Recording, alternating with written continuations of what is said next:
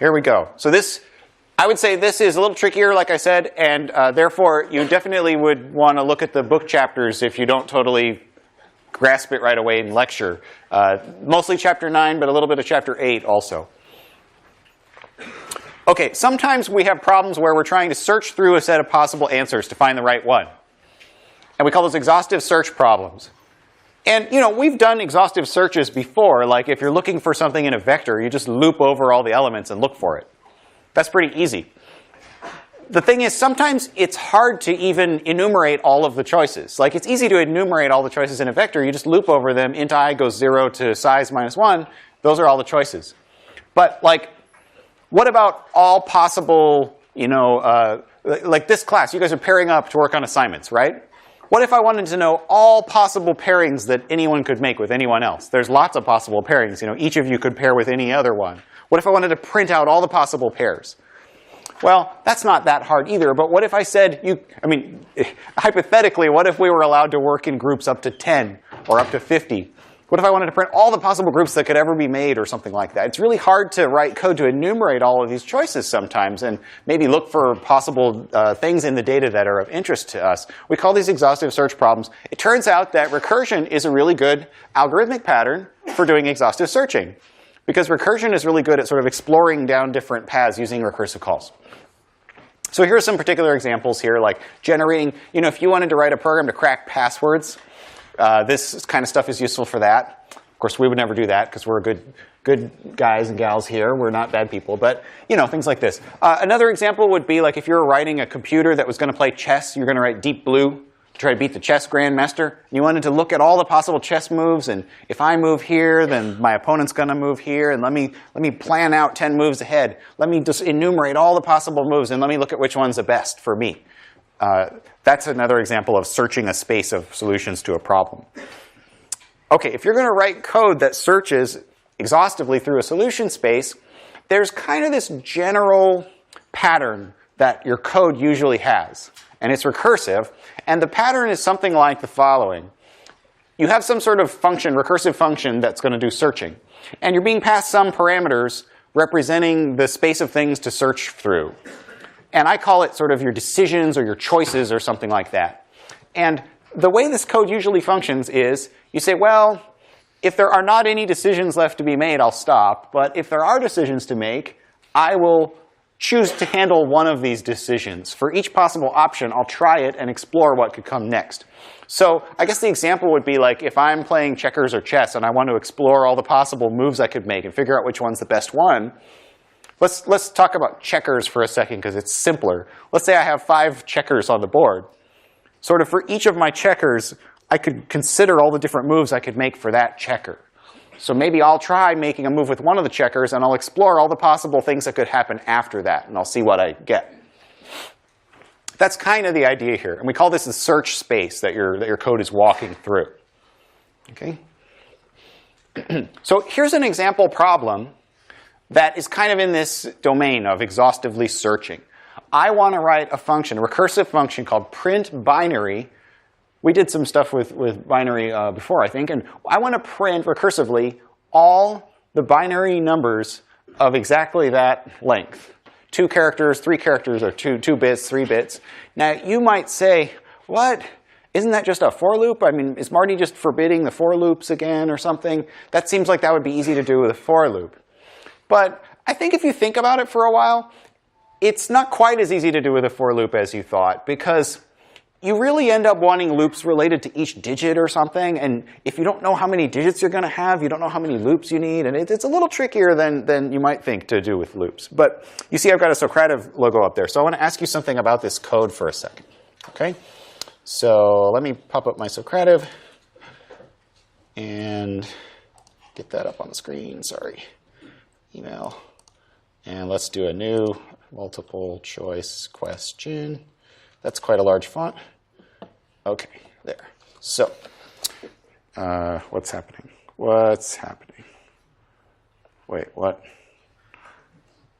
What? What? Oh, it's some sort of animation thing. Great. Wow. I think what that's supposed to do, I mean, I made this slide, so I think what it was supposed to show you, when you're doing recursion, you're always looking for self-similarity, right? How is printing binary like printing binary? And I want you to look at like printing all the 2-digit binary numbers. That's related to printing all the 3-digit binary numbers, right? Because if you look at, I mean, for some reason, the little green rectangles don't line up properly, but this blob of text appears over here, kind of on the side of these 4 lines of output right here. Do you see the second and third digits of this output are this output? And again, the second and third digits of the second 4 lines are another occurrence of this output, right? And what's the difference between the 2 clumps of 4 on the 3 side? They are preceded by a 0 or by a 1, right? So, I mean, that seems to show us a lot about self-similarity here in this code. So it seems like if you were just describing this in English, the difference between printing 2 and printing 3, it's sort of like you print a 0 followed by the previous one, and then you print a 1 followed by the previous one. You know what I'm saying? Like, that's kind of what's going on here. Seems like we've got the gist of it recursively wise. OK, so what's my Socratic question? Well, if we're going to write a function called PrintBinary, and we take how many digits in as a parameter, what's a good base case? Here are some choices. If you were writing this, what do you think you would make into your base case? Take a look. Talk to your buddy if you want to.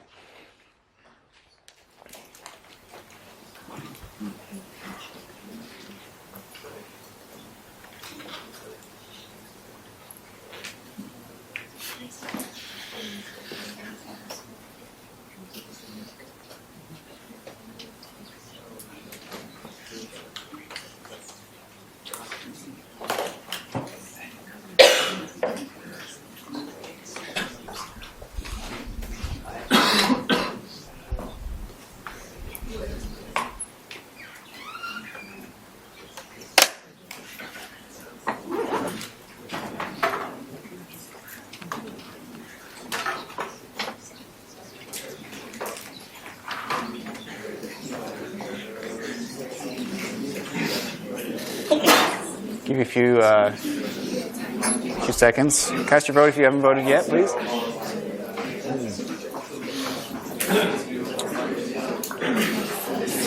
Well, let me show you what you guys said. The most common answer was D by a pretty large margin. So D is the one that says there's only 1 digit left to choose, right? OK, only 1 digit left to choose. Fine. So let's write it, and let's use that. Since you guys are telling me that that's what you want as a base case, let's go try to do it. Let's go try to write it. So PrintBinary. I've got a cute creator file here. I've got one called PrintBinary. We're going to go down here and write it. I sort of show up with these testing programs ready to write in our part, you know. So, OK, you said when there's only 1 digit left, so if the digits is 1, that's pretty easy. So all the binary numbers of length 1, what are they? Just 0 and 1, that's right. So 0, endl, cout, 1, endl. We could have just, we don't have to have the quotes there, I guess, but whatever.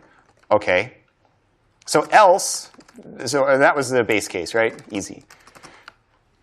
And then else we have multiple digits. This is a recursive case. And you sort of told me, like, print a 0 followed by the next one, print a 1, something like that, right? OK, so do I put cout 0 and then print binary digits minus 1, something like that? That's kind of what we're talking about. So preceded by a 0. And then here, cout 1 and do print binary digits minus 1. OK, let's try it. So in main, I call print binary 3.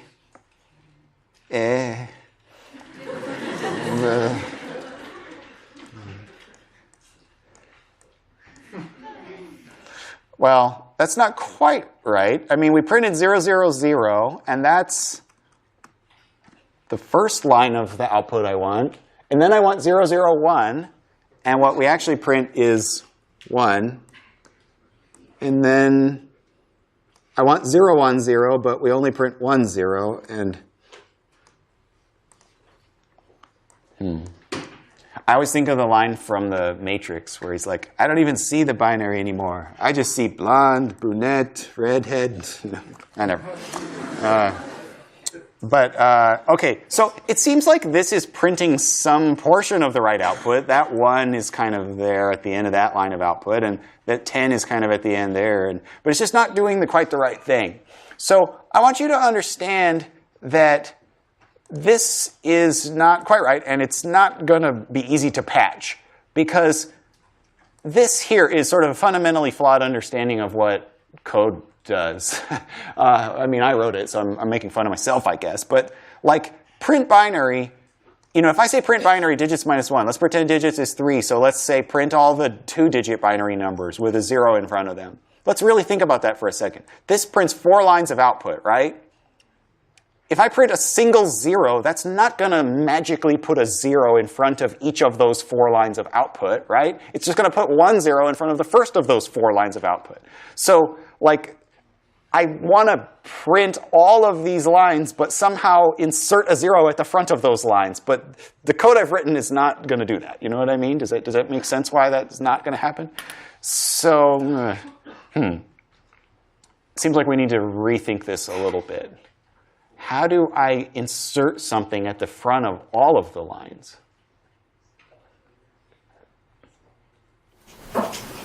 Yes, sir? Do you have an idea?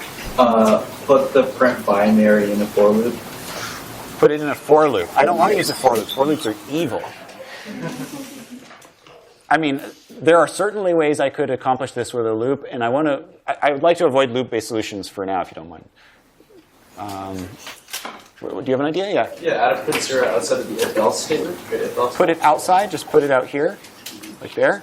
Well, I think that, again, it's going to, I mean, I don't think that will work either, because this, again, will still produce 4 lines of output. And somehow, as that is in the middle of doing its work, I need to modify it so it will have zeros in front of those lines. And putting this here will still only do a single 0, right? You have an idea? Yeah? So just like pass a prefix to. Pass a prefix. OK. That's a good idea. So do you remember we did this problem last week about crawling a directory? And we had to indent the different lines. And the way we accomplished that was we passed a string of indentation to insert at the front. And as we went further down the tree, we increased the indentation string with more spaces, right? So maybe what I really want is, you said pass a string of a prefix, like that. And so, OK, I like that idea. So here, you're saying instead of cout 0 and cout 1, you're saying print the digits minus 1 with like my prefix being 0 and my prefix being 1, like that? Is that kind of what you're thinking? OK. I think there's probably some other changes I need to make. This is close, but there's a few chunks that aren't glued together quite properly, right? If I'm passing prefixes, then somewhere I need to be printing prefixes, right? So, look, I mean, I'm really glad that we are where we are right now, because we're totally stuck, and this is totally fucked up. It doesn't work at all. And it feels like we're getting further away, and I love that. That's why I want us here. That's what I want. Not only because I enjoy your suffering, but that's part of it. I want you to see this is tricky. It's hard. It's a different kind of a recursion problem. And kind of unrolling this to actually do the right thing is complicated. It's kind of tricky. So let me jump back to my slides just for a second. So, OK, one thing I want to say first is we added a parameter to the function, a prefix parameter, right? And you don't always get to just change the heading of the function. Sometimes the instructor or the specification or whatever says it has to have this exact header.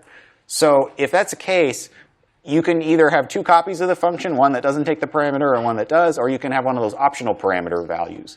So like here, what I think I would do is I would say the prefix equals empty by default unless we pass a different value for it. So this way, the client on the outside doesn't have to pass a prefix just to get this thing started, right? OK.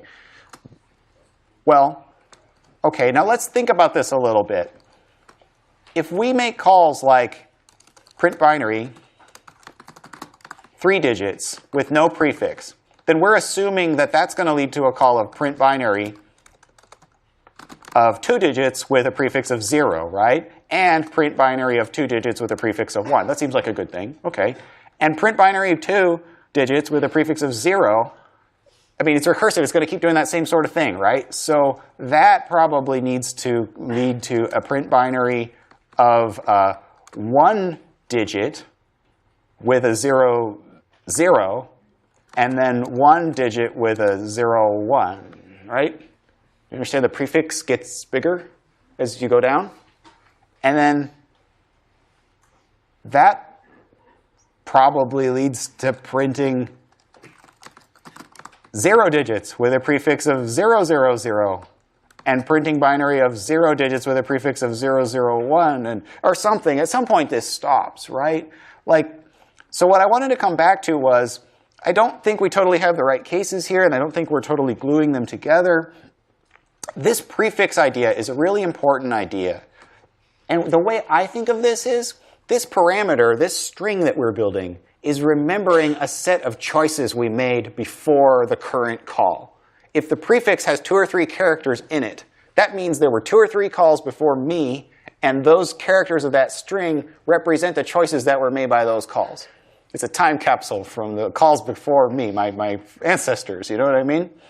And I'm going to use that plus myself to help contribute to the overall answer to the problem.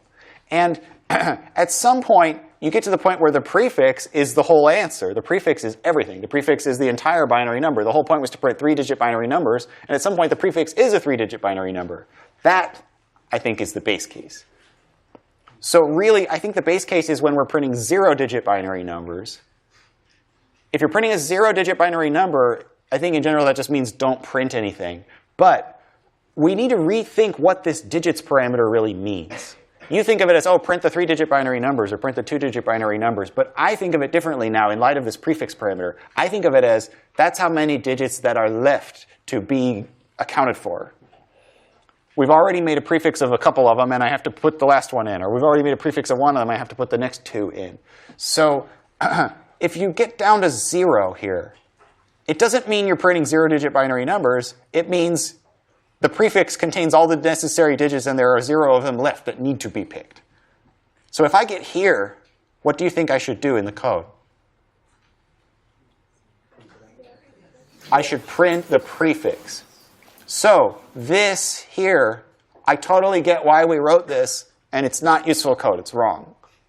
The base case isn't 1 digit. It's no digits. And we don't print a 0 and print a 1. We print the prefix. Because now the prefix represents a full set of decisions that constitutes a 3-digit binary number. And that's the goal. So digits 1, no. Digits 0. See out 0 and 1? No. See out prefix. Only once. Why not twice? Well, I thought we needed twice to get the 0, 1 and to get the 1, 1. Where did the 2 come from? How do we replace 2 calls with 1? How do we get 2 outputs? Does that make sense what I'm asking? Like, it seems like if I just delete print statements, I'm not going to have the 2 anymore. Where does the 2 aspect come from? Do you know? Well, in the recursive case, like when we do 0, maybe like when we do the prefix, we have to add a prefix to it so that then like you have 0 and 1. The 2 aspect comes from the fact that we're making 2 recursive calls. The first one will print the 0 prefix value, and the other one will print the 1 prefix value. You made a good point about a bug here. It's not that we just put a 0 or just put a 1. It's like we have to think of it as this code has to work for all of the different calls, the first one and the 5th one and the 12th one and all of them. And so the prefix is all the things that came before me, and I want to retain that, plus I want to add a little bit to it. So you said exactly the right thing, which is the next call's prefix should be mine plus the little bit of contribution that I am making, which is the prefix from before plus a 0 appended on it. The prefix from before plus a 1 added onto it. This code, I think, is closer. In fact, it may even work. So the code morphed a little bit over time. I'm going to delete this or move this down underneath just so you can see the code kind of clean and all together like this. Now look at this. Usually when you got your recursive code right, it just looks real sexy like this. You know, it's just a couple of lines, and they're full of ninja magic, and it just works, and you don't really know why, and it just works. You know, have you heard You know, the two most common things people say about their recursive code, number one is, it doesn't work and I don't know why. And number two is, it works and I don't know why. This might be one of those number two case examples. But well, let me run it first. Don't take my word for it. Let's run it.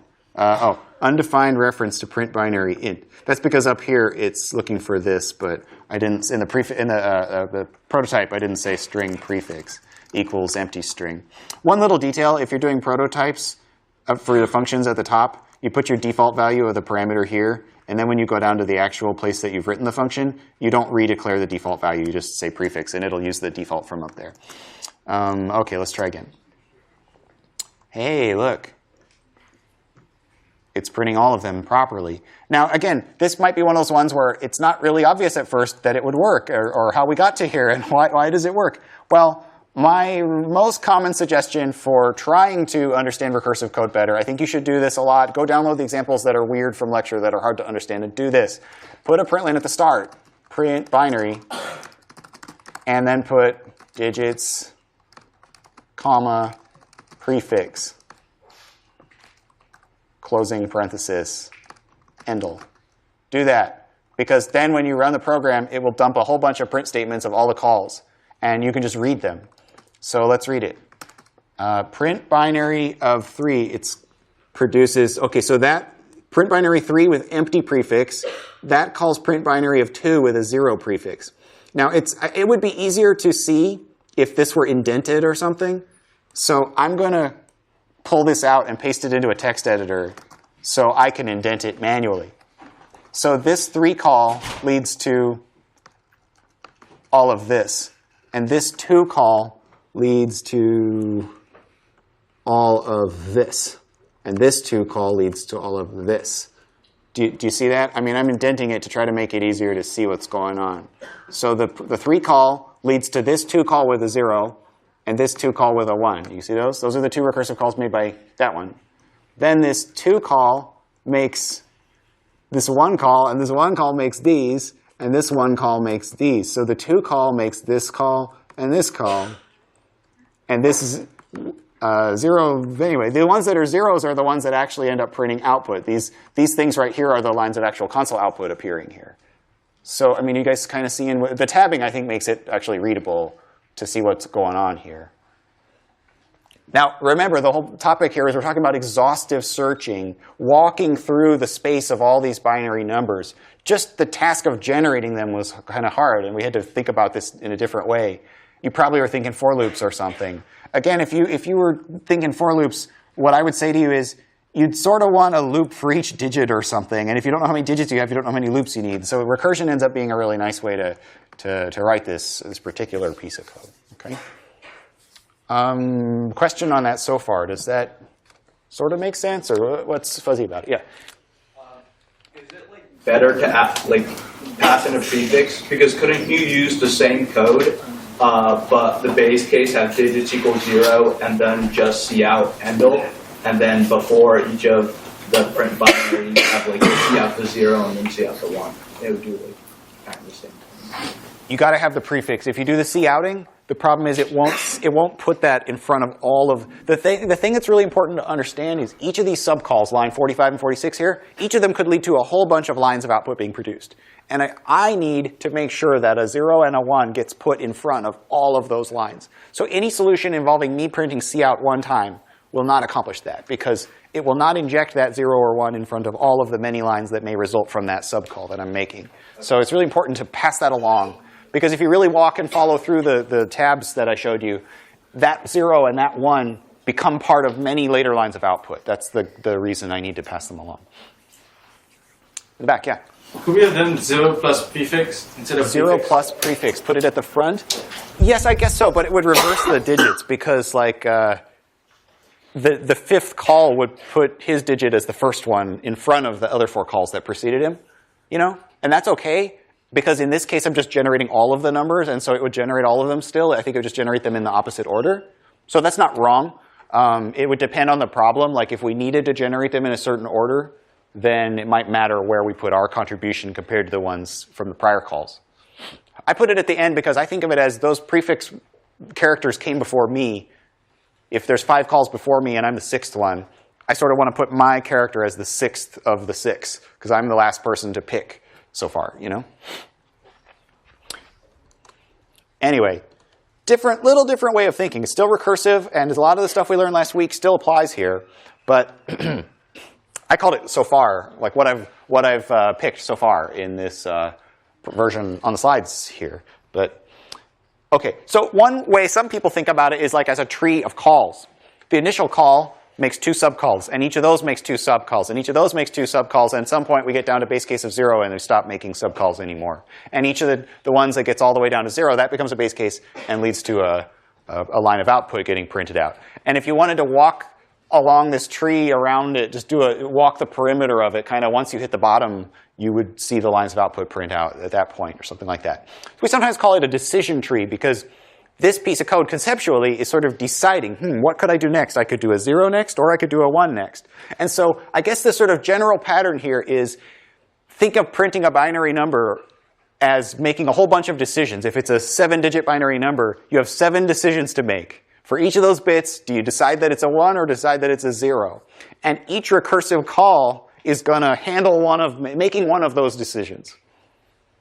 I'll make one of those decisions. I'll handle one of those digits. And I will try making the first possible value for that decision, and I'll try making the second possible value for that decision, and then we'll see what could come after that. That's the pattern here. What if we were printing all the base 10 numbers with that many digits instead of base 2? The code is probably pretty similar, right? I'm not above copying and pasting from myself. So like if I came back here, and I grabbed this, and I went down and I found PrintDecimal, print base 10, bless you, and let's do a string prefix again, and I paste this, I change binary to decimal, and decimal. What do I need to change so that it really will be decimal? Do you know? Yeah. 0 to 9, like. Yeah, I need more of these lines. I need a 0, 1, 2, 3, 4. That feels redundant, right? So that seems like we would want a loop for that. Now, I think that would be fine to use a loop for that. I said on the previous problem, no loops, because I just didn't want us to get obsessed about looping, because the problem is recursive in nature. But we can have a loop mixed with recursion sometimes. We did that with the file crawling, because looping over the files in a given directory, that's an iterative sort of a process. But then walking down deeper levels of that is a recursive kind of a process. So I think you would say something like for int I equals 0, I less than or equal to 9, I plus plus.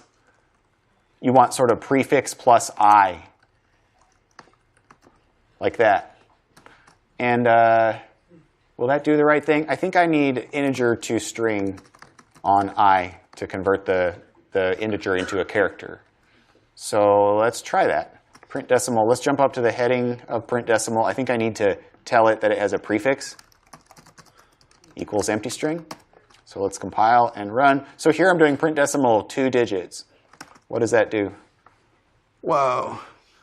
It starts 0, 0, and it goes up to 0, 9, and then it does 1, 0 up to 1, 9, and 2, 0 up to 2, 9. Goes all the way up to 99. And of course, what's really fun is typing in like 4 digits or something and running that. And we'll all just sit here and be mesmerized by the many, many, many lines of output that get produced. So anyway, we can generate all the numbers in a given range of binary or a given range of decimal. And I just wanted to point out that we used a for loop here, and we didn't use a for loop in the other one. We could have used a for loop, but it would have been a little silly because it would have been a for loop from 0 to 1. And that's not that useful of a for loop. But I just wanted you to see that it's OK to use a loop. You don't solve the whole problem using a loop. But remember what I said before. If there are many calls along the tree here, each of those calls is going to handle one of the decisions that needs to be made. And the job of that call is to try all the things they could do with that decision. So for my decision, I'll handle this digit of the answer. And that digit could have one of 2 values, 0 or 1. So I'll do something with 0 and I'll do something with 1. Or I'm going to handle this digit and there are 10 values it could have. So for each of those 10 values, I'll try making that value my choice, and we'll see what could come after. So that's why a loop is OK in this case. We're just using the loop to enumerate the 10 possibilities for the one decision being made by my call. OK. So let's go back here. This is another one of these rectangle thingies that doesn't show up properly, so forget it.